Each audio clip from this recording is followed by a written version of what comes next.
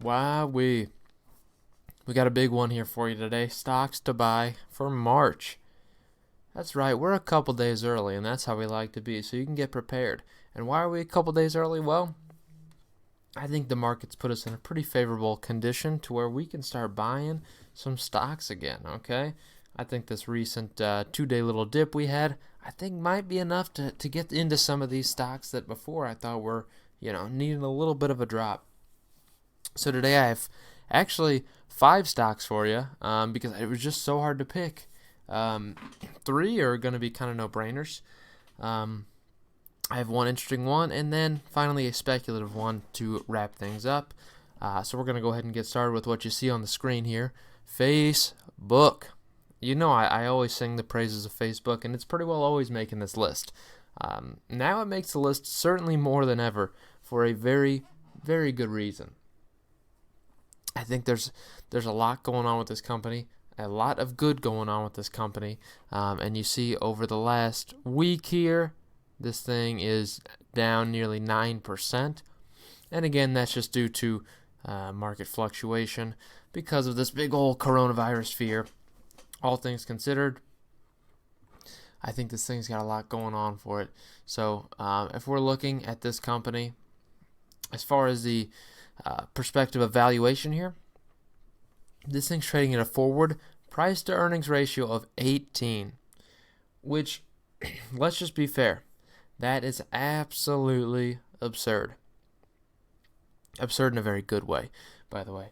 That means this thing is getting valued as pretty much just an average stock right now. It's got a lower forward P ratio than the S&P 500. So this is getting pretty much shown that it's acting like it's an average stock. This is nothing like an average company. We just have to be 100% honest here. The things this company is doing are revolutionary, and the way that they are able to just operate a business, they're successful in every manner. There is no denying it. And to be treated as if they're just an average value company is, I think, a slap in the face. I think it's pretty absurd, and I think there's a lot of value that can be held in this stock. There's been a lot of, obviously, headwinds that have been affecting it that has led to this point, and I think overall this thing is a screaming buy right now. So why do we think it's a screaming buy? So let's real quick, we're going to take a look, obviously, at the income statement. Very big thing to look at for this company. I want you to take a look at this revenue. Look at the way they increase revenue, and look at the way that it gets mad at me. Look at the way that they increase revenue here. From 2016, where they put up $27.5 billion, to last year, when they went up and put $70.5 billion. You're telling me that this company grew over $40 billion in a period of 3 tres años? That is what I like to call good. Technically 4 years, if you really want to think about it that way. So that's fair. That is what I would call big change. That's big revenue change. And this is a company that consistently grows revenue at ridiculous rates. And the other thing you want to look at, well, heck, I think we like to look at the net income line too.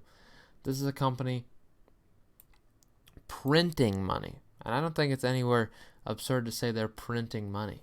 And they consistently have been printing money.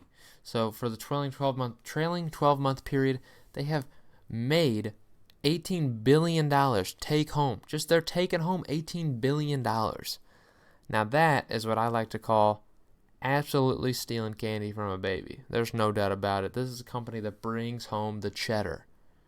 They bring home the cheddar. And this is in the middle of a pretty rough year, all things considered. So for the 2019 period, they paid a $5 billion fine for, first off, garbage. Absolute garbage scandal that was, all at the fault of the people there. But regardless, after a $5 billion fine, they still brought home $18.5 billion. That is absurd. And this is an average value company? Really? You're going to hit me with that? Tell me it's an average valued company? Balance sheet perspective. Look at the cash on this company. $19 billion. This company's just holding in cash. But with short-term investments involved, $55 billion. $55 billion. My goodness. That is what I like to call absurd versus a total current liabilities right now of only $15 billion, and they've got $55 billion of cash alone, and then through net receivables they have $66 billion of total current assets. That is just a literally spectacular balance sheet, and I don't think there's any other way to phrase it. Spectacular balance sheet. It is beyond belief how good this balance sheet is. That's crazy stuff. I love seeing it. I love seeing that. It just makes me happy to look at that balance sheet. That is not an average company, in case you were curious. What I like about this balance sheet, too, is as this company matures, and this is why this is a very long-term holding for me, they have enough cash where they, in the future, will be paying a dividend. I guarantee you, once this company matures a little bit more, give it 5 years, they'll start paying a dividend. And guess what? More investors will start flocking into the stock, and it'll still gain value in that aspect too. So not only am I going to hold it for the rapid share appreciation that I expect to get from this stock, but I want to hold it because in the end, I'm probably going to get dividends out of this company because they have so much cash they don't know what to do with it. What does Facebook have going for it? Well, first we're going to look at these estimates on sales, so revenue, operating profit, and net income. Just look at the way these, that's what I like to see in a bar graph. You know what I mean? So by 2022, this company is expecting, 120, that's right, $120 billion. $120 billion of revenue in 2022 expected. That is what I like to call money, money, money. And that's just rapid growth, you see. Absolutely rapid growth. And not only do you see that, you see growth in net income expected too. That goes with it too. This is a company that's going to continue to absolutely dominate it. There's no doubt. So what is it that Facebook owns? It's not just Facebook. You got to consider Instagram, one of the fastest growing platforms right now. You've got WhatsApp, still just really in infancy as far as it goes to for Facebook. They're really still working on monetization, so they are only going to grow revenue on that. You have Oculus. Everyone knows Oculus for virtual reality headsets, friend feed, live rail, fun stuff. So really your main focuses here are going to be your Oculus, your WhatsApp, and your Instagram. And as Oculus is really the leader in VR technology, I did want to point out some specific things about Oculus. So if we look at what the expected thing is, what we expect for the revenue for the Oculus market, or really just the market of virtual reality in general, by 2025, they are expecting this to be an $87.97 billion industry by 2025, whereas right now it's an $11.5 billion industry as of last year. That is a 48% annualized growth rate every year for the next 5 years. Now, as Oculus being one of the top in terms of that, I am super hyped to see what that could mean for them in terms of revenue, because that's going back to Facebook. So obviously, not only do they have the leader of the top social media websites, they've also got the leader in virtual reality, which is going to be in the future only a more major aspect of everyone's daily lives. Virtual reality is going to take over gaming. There is no doubt. It's just a matter of when it actually becomes the most prominent aspect of gaming. We will see. Technology is only getting better. We also need to take a look at the fact that that's right, they also want to get into the financing game with currency, a cryptocurrency, Facebook Libra, which has hit some, obviously, some headwinds. There's no doubt. There has been some flack regarding this, and it's certainly hurt them, and that's why the stock has taken a little bit of a beating too. But what do we see with this? Shopify actually just announced that they're going to be joining the Facebook-backed collective, pitch in at least $10 million and operate a node for processing Libra transactions. And that is huge because Shopify is just a rapidly growing business of its own that is used by a lot of big companies. So if this actually comes to fruition, this could be major for Facebook. And I think it's certainly a possibility. It will be difficult, very difficult. We will see. I think it's going to be a very difficult process for them to get Lever approved. But if they do, this is going to be a huge aspect of Facebook's business, and they're only going to go out of control from there. It's crazy stuff. That's it for Facebook, so we're on to the next stock. We got to not go too absurd because there's plenty to go over. Next, we have a no-brainer, again, in Apple stock. It's been a while since I've seen Apple stock on here for a good reason. I feel like this thing's been pretty overvalued for a little bit now, but if you look at the past 5 days, this thing has been hammered. This thing was over 320, fell down another 9.5%. So now it's back down under 300, and I like it for under 300. Why do I like it for under 300? Well, first off, they obviously pay a nice dividend. They continually grow. Right now, only around 1% yield, but I do love a company that pays a dividend because you know they've got a very healthy balance sheet. It's a company with a forward PE under 20 now. That's right. Forward PE is at 18.5.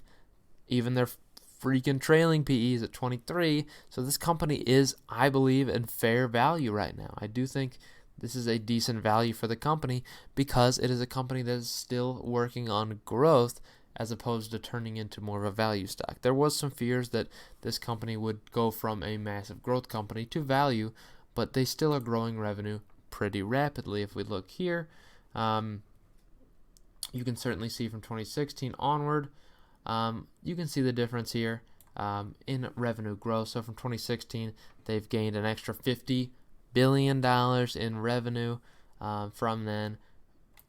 I mean, it's good to see. You really like to see it. 2019 was a little bit of a down year for them, but they just continuously grow because this new iPhone cycle has been fantastic for them.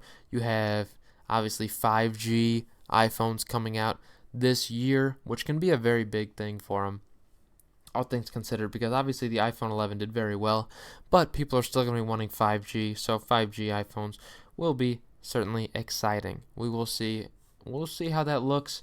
And another aspect to look at too is again this net income line, which is just incredible.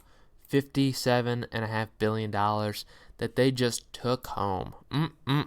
That is a yummy, yummy amount of cash. Oh, you got that yummy yum. That's what Justin Bieber wrote the song about, that yummy yum. That's what he wrote the song about. Yeah, babe, yeah, babe. That's what he wrote the song about. Can you believe it? Apple stock. He wrote about Apple stock. And you know he's a billionaire, so obviously he wrote about Apple stock. Then we see, obviously, a similar, thank you very much, get me out of here. Let me just reload this page because, market screener, you're being rude to me. We see yet again a rapid growth here in terms of revenue, expecting $324 billion by 2022. Holy crap. Now that market screener is being rude to me, I'm not signing in, but $324 billion expected. That's right. What else does Apple have going for it? Apple TV. Or Apple TV Plus, sorry. Now, I think it's very hard to get an actual good estimate on Apple TV Plus for a couple of reasons. One, I think it's very hard to judge because they've been offering it a free full year with pretty much any purchase of any Apple product. So those user numbers look very good. Now, the question is going to be after that year, what does that look like? And once people start paying, are they actually going to be paying the $6 fee or $5 fee for Apple TV Plus? That is what we have yet to see. I don't think their exclusives are all that fantastic, so they're really going to need to work on getting some good exclusives if they want to draw in a heavier crowd. But that price alone is going to be very good for them, in my opinion. What else do we have for Apple? Well, just a random little tidbit too. If it looks like this, you see here that they actually have decided to team up with Johnson & Johnson in a study. They use an iPhone app and the Apple Watch to study how early detection of atrial fibrillation impacts those 65 and older who had suffered a stroke. So again, not only that, they're going to get into the health game too, it looks like. You not only see it through, obviously, their health apps as well as the Apple Watch. Wearables is a huge and still continuously growing market for them, and they are obviously the leader in wearables by a large margin. It's going to be exciting. It's going to be very exciting to see what they can do. What else do we have? going on here. I think that's going to be it for Apple stock, guys. I think it's just a good buy right now just because of this price drop. So anything under 300 I think is fair value. Next we have the other no-brainer. It's freaking Disney. It's Disney. What do you want me to say? So Disney here has seen a massive decline in the last 5 days for several reasons. Obviously, one, down 13%, but one reason being the obviously coronavirus fears. But secondly, today's decrease is really going to be about the fact that CEO Bob Iger is no longer, he stepped down from the company, and Bob Chapek is going to be taking his spot. So the fact that they're losing a pretty revolutionary CEO is a big reason why this stock is going down. Overall, I think new Bob is going to do a fantastic job. I think old Bob is fine. He's still staying with the company, but he's going to be a creator of many things. So I'm excited for old Bob to do good things and for new Bob to do good things. So what does this company have going for it? A forward PE right now of 20. Good to see that. I think there is certainly going to be some concerns with this company when you consider what exactly it's got going on as far as streaming services. So that's really what I'd like to see here. If we look at Disney's revenue, one big thing you'll see here, this jump from 2018 to 2019 is going to be due to the acquisition of 21st Century Fox assets. So that revenue got added to them. So that's where you see a big portion of that revenue. But really what drives their revenue growth from here on out is going to be entirely Disney Plus. That is going to be the core of this company come, 4 or 5 years down the road. It's going to be the core of this company. And I think it may be absurd to say that, you might think, but frankly, I think it will, because the streaming market's really still in its infancy, all things considered. It'll only grow from here, and there's no doubt about that at all. So the way we see revenue growth from here is going to be through Disney Plus. Now, when you think of that, I think it's very important also that you're going to need to keep an eye on this net income line. As highlighted here, you will see a interesting little decrease in net income for several reasons. So the reason you're going to see a decrease is it's a lot harder to maintain profitability in something like a streaming network. It really is, and you see it with companies like Netflix that can barely do it. Disney offering a cheaper price even, it's going to be harder for them to be profitable as well on this. So you will see that earnings per share number decrease. So that PE ratio might be a little bit interesting to judge based off of, because this historically has been a stock that has been considered really a value stock as opposed to a growth stock. But now that it's kind of transforming back into growth, are investors going to really embrace that, or are they going to just neglect it, say they don't care about it, and treat it as a value stock and then not buy it because the PE ratio might be a little high? It's going to be interesting to see what they do, but Disney's got a lot going for it. So upcoming movies this year, obviously a big part, as they broke box office records by long shots in 2019. This year they've got Onward, Mulan, which could be huge. Mulan, I think, could be very big for them. You got Black Widow, obviously interesting one there. Artemis Fowl, You've got Soul, not sure about that one. Jungle Cruise, The One and Only Ivan. Again, I don't know what these things are. You've got Eternals and Raya and The Last Dragon. I don't know what that means. Is it a How to Train Your Dragon type thing? Maybe. I'm going to guess it is, but I'm not too keen on those movies. I don't watch that many movies to begin with. As far as Disney Plus, which is their core business, what do they have going on for Disney Plus?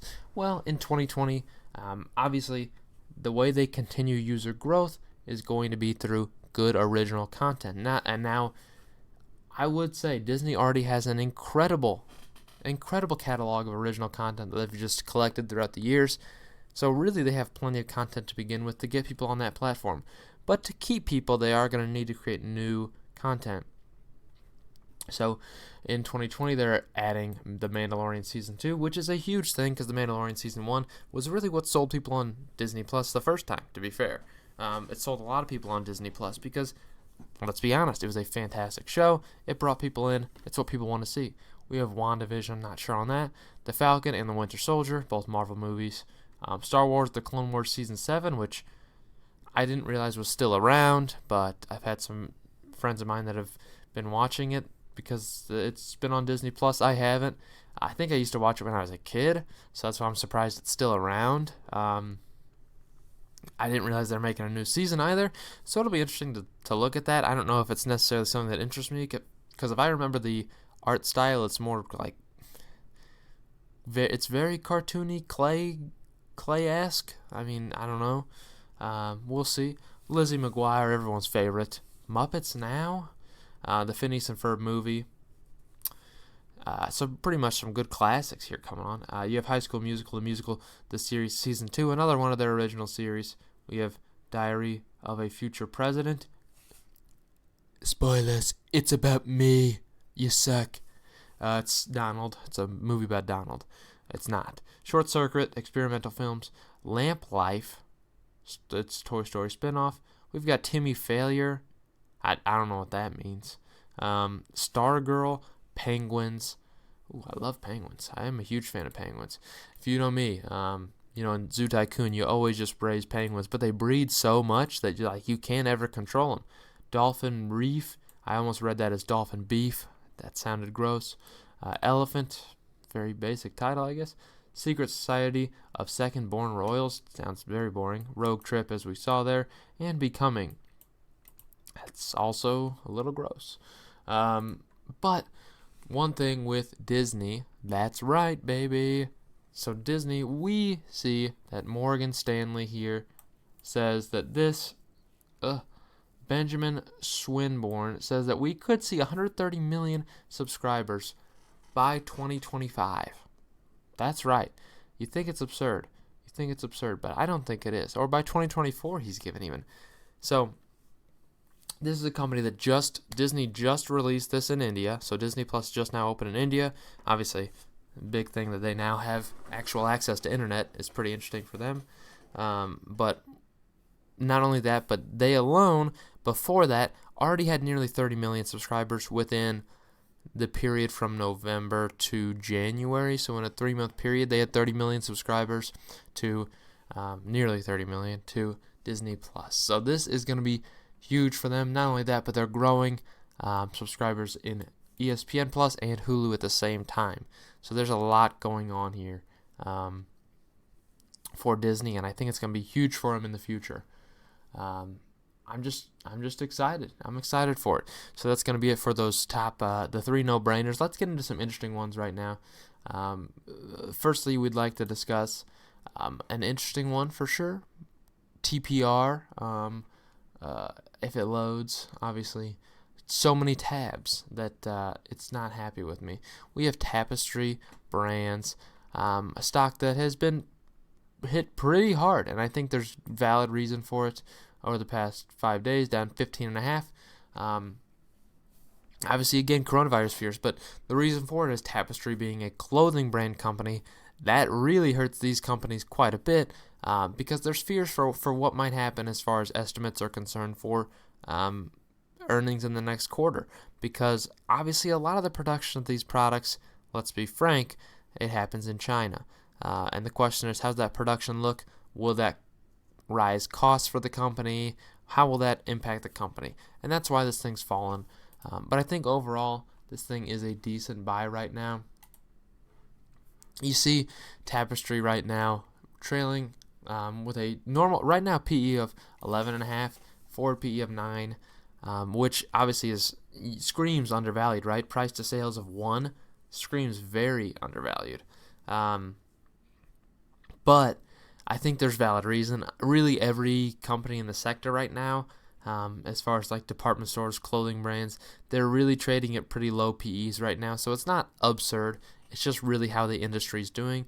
But I do think it is very undervalued for what it could be. Should be a 4P, around 15 for this company. So trading around 25 seems a lot more fair to me. We'll see how that goes, though. And it's not like we have a lot of fear about what this new revolutionary world of retail has for it. It's not like it's really hurt this company that bad. You see, overall, it is a company that is still growing in terms of revenue. Once it catches up to me. Oh, there we go. We're good. We're good. It's just being mad. So in terms of revenue, you see it's a company that is still showing growth in revenue overall here, which I like to see. I hate when it gets mad like that, but you can't expect that much out of it. From a net income perspective, still you see decent growth there, not a decrease. They're not running at a loss, which I really like regarding that as well. So a decent EPS on this company. They do make good profit. So Tapestry, you got to know, what is Tapestry Brands?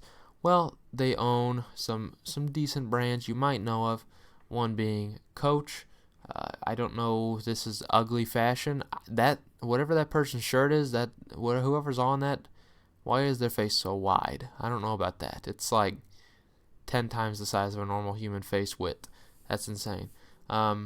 They're defining modern luxury with Coach. Obviously through purses. Why does this lady have 8 purses? I should have mentioned that too. You have Kate Spade. I don't know what is wrong with this lady's hair. I don't think it's not real hair. There's no way. But still, what is she doing with her hair? I would like to know. It makes me feel weird. And Stuart Weitzman, more of a luxury type. Not as gaudy, I would say. More of the interesting company. I don't know how to say it. It's an interesting company. But again, those are the brands they own. So obviously, very high quality brands in terms of actual fashion. So that is what I'd like to see. What I love most about this company, though, is the dividend. Right now, paying at a 5.5% yield. Annual payout of obviously $1.35 right now. Payout ratio only at 61. Some might consider that a little high. I don't really think it is for a company yielding 5% because I do think there's plenty of room to grow that dividend still. As long as it's under 100%, you really have plenty of room to grow. You don't see much growth with this company. They've really been pretty well stagnant here at $1.35 a year for the past 5 years, 6 years. But I don't really find that too upsetting, just due to the fact that they really know what they want to do with their company, and they're okay with what they're paying out. On top of that, obviously, a decent little earnings report that they just put up as far as earnings are concerned, where they beat on an EPS standpoint, and they grew revenue year over year, as I said. Very nice stuff. So that's it for Tapestry Brands. That's why I like Tapestry. I think they have a lot to offer right now in terms of just a good holding in your portfolio for dividends. I don't see much share depreciation. Finally, we have our speculative one, which is going to be New Age Beverage. Interesting stock for many reasons. Definitely more of a hype type stock. Not the kind of thing I typically buy into, but it's one that I think has quite a bit of potential. If we're looking over the past 5 days, really we want to look over the past month. This thing is up quite a bit, 31% in the past month. But overall, if we look from a yearly perspective, let's look at 5 years out even. So we want to look through, highs in 2019. It was somewhere around $7 almost. It's down quite a bit from there. As you can see, there was a lot of hype around this thing here in 2019. And I think now that it's had this recent dip, I think it might be worth picking up for many reasons. So if you look at this company, it's still relatively new, all things considered, as far as, actually being new to sales. Right now, nothing crazy. Price to sales under 1, though, and price to book right at 1, I think is pretty fair. Enterprise value to revenue. The metrics are pretty okay on this, despite obviously the issue regarding the PE ratio. You see here that it's not a profitable company, actually, which is why it's a company I typically don't tend to mess with. But all things considered, I think it is a rapidly growing company.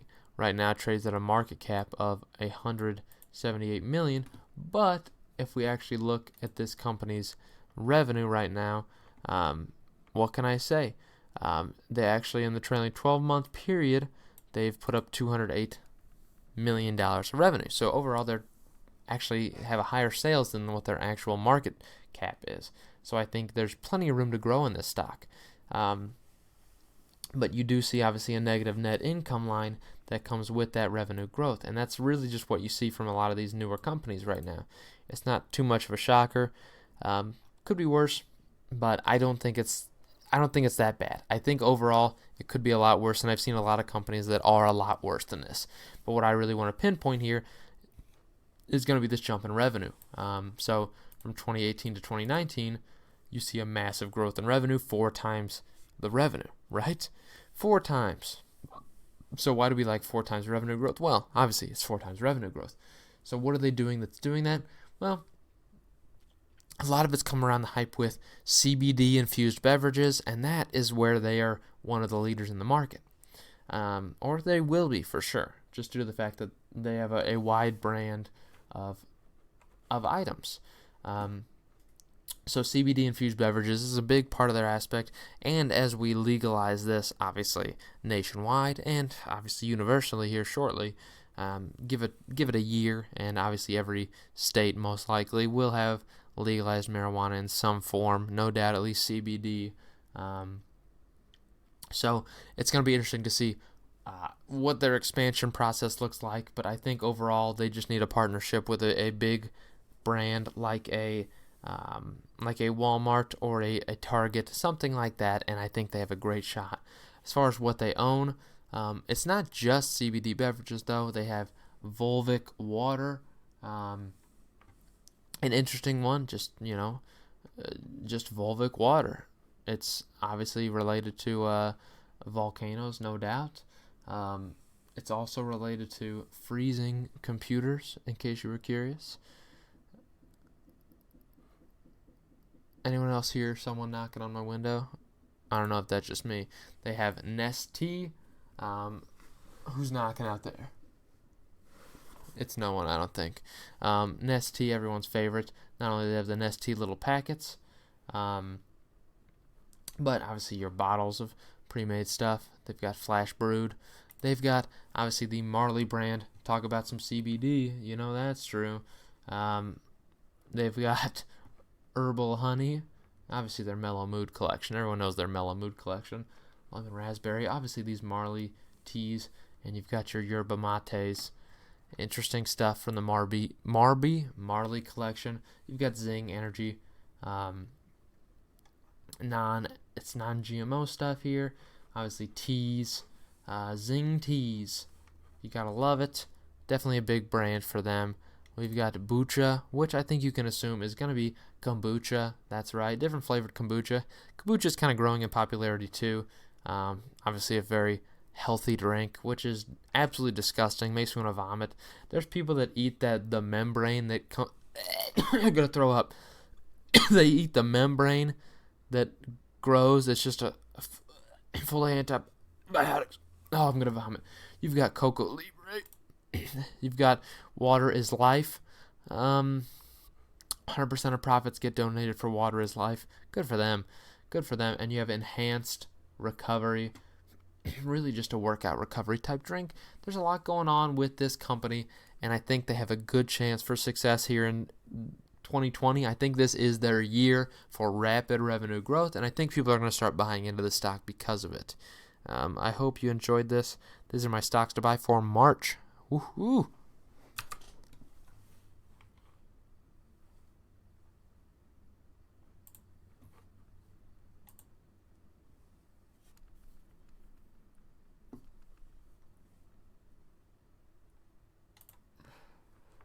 Yerba mate, yerba